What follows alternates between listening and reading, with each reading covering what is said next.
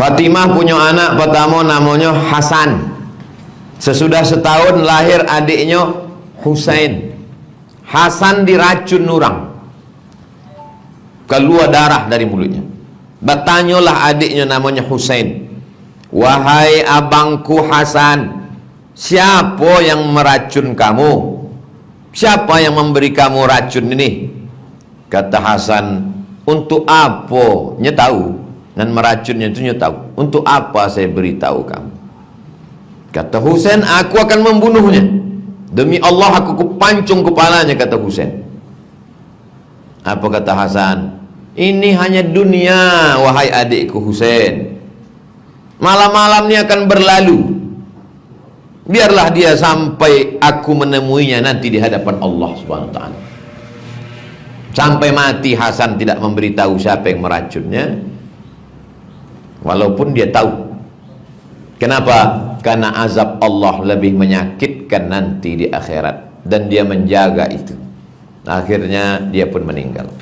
Tapi riwayat lain memberitahu, riwayat dalam Ikonda, yang meracun Hasan itu adalah istrinya sendiri.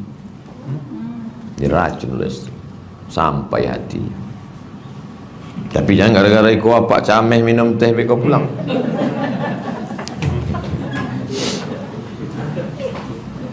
Dua balik Husain meninggal.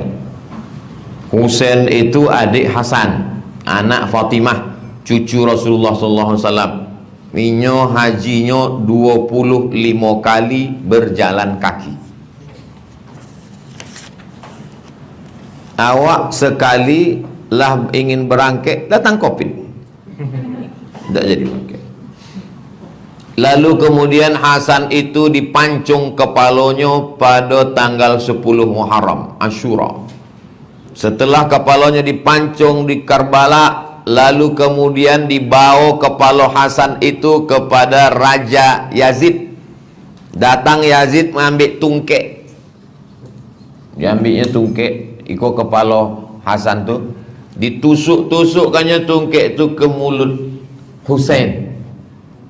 Husain meninggal dipancung di tentara Yazid. Saking sakit hati dibawa kepala Yazid, ditusuk pakai tungkek mulut.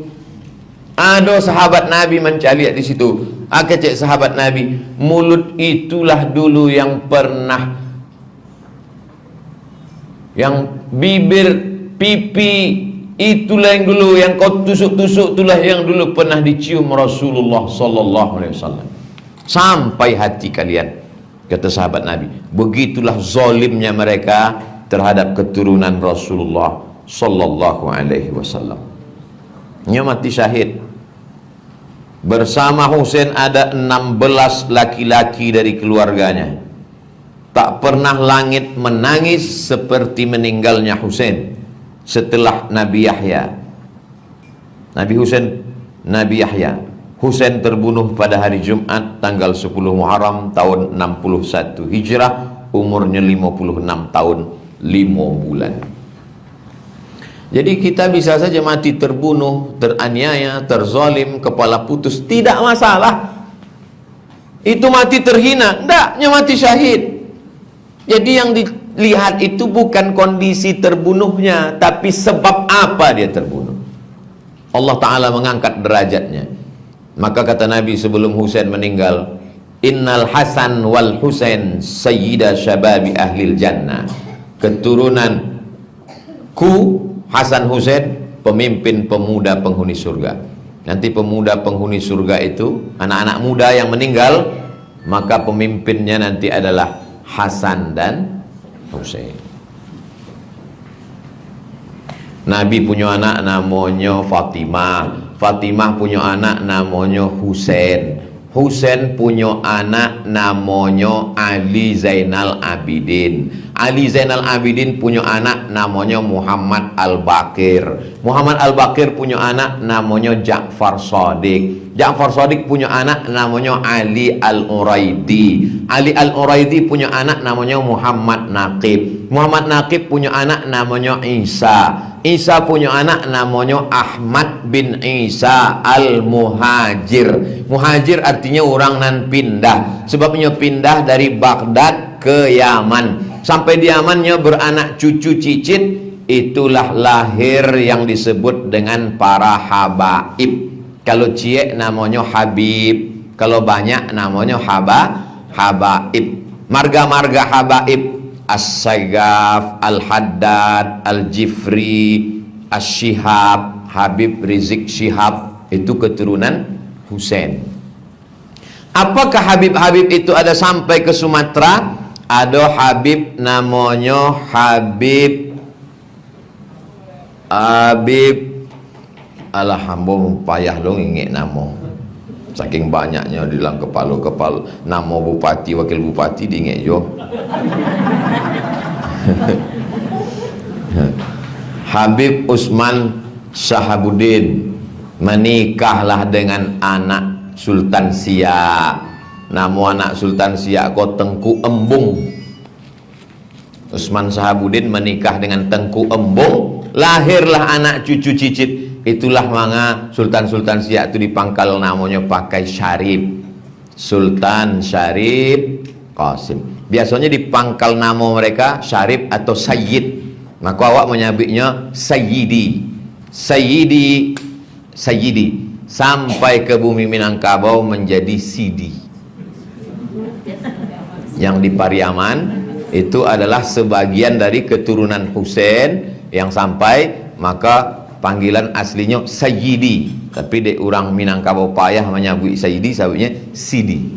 Sidi Ghazalba yang pernah ke Azhar Kairo, itu termasuk yang punya silsilah sampai ke Nabi Muhammad SAW. Kalau perempuan Sayyidati, karena payah menyebut Sayyidati jadi Siti. Siti Fatimah. Sayyidati asalnya. Karena awak memang suka pakai diskon.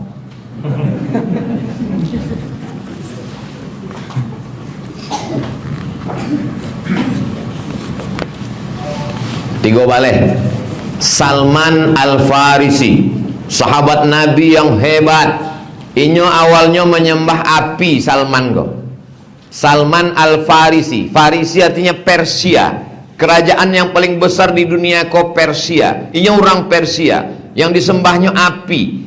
Lama-lamanya mbak pikir, mbak aku awak menyembah api. Apakah api kau nak menciptakan ambo? Akhirnya kemudiannya pindah ke Damaskus.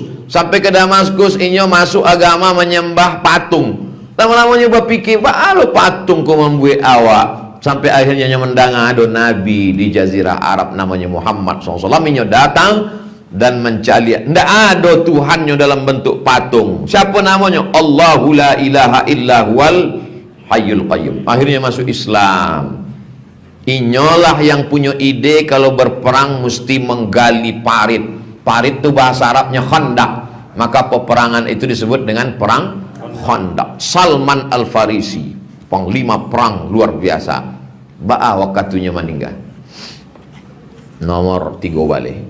Salman Al-Farisi wakatunya meninggal, dicaliak di kamarnya, yang ada cuma tali pangike keledai, kemudian tikar, beberapa barang kalau dinilai 20 dirham. 1 dirham itu 3,11 gram perak. 3 gram kali 20 sama dengan 60 gram. 60 kali 70 ribu sama dengan 4.200.000 lah harta warisannya. Orang sehebat itu, harta warisannya cuma kalau dihitung kini sampai 1.200.000. Tidak sampai tunjangan ibu.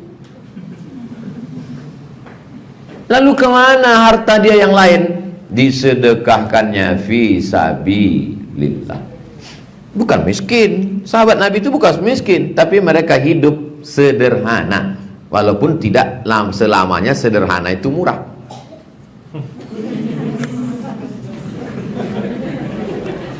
Nah,